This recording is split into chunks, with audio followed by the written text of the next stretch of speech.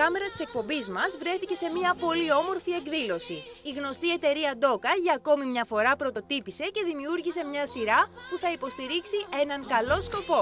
Μια συλλογή από τσάντες και πορτοφόλια αφιερωμένη στους μικρούς πρίγκιπες και πριγκίπισσες των παιδικών χωριών SOS που χρειάζονται τη φροντίδα και την υποστήριξή μας. Χαίρομαι πάρα πολύ γιατί γίνεται ένα πολύ μεγάλο έργο εδώ πέρα και υπάρχουν πάρα πολλοί εθελοντές και υπάρχει πολύ μεγάλη συγκίνηση, αλλά και χαρά στην άμα, γιατί επισκεφτήκαμε και τους χώρους που φιλοξενούνται εδώ τα παιδιά και είναι πραγματικά τρομερό το έργο το οποίο γίνεται. Και πολύ μεγάλη χαρά επίσης δόθηκε και στα παιδιά αλλά και στους υπεύθυνους εδώ και από τη Στέλλα την Ντόκα για τη συλλογή η οποία κυκλοφόρησε όλο το χειμώνα και πήγε πάρα πολύ καλά και τα χρήματα αυτά έχουν συγκεντρωθεί για να διατεθούν για αυτό το σκοπό, για το φιλανθρωπικό σκοπό εδώ για τα παιδιά. Το δημιουργικό της εταιρείας εμπνεύστηκε από τα παραμύθια, δημιούργησε μαγικές νεραϊδούλες που πραγματοποιούν ευχές.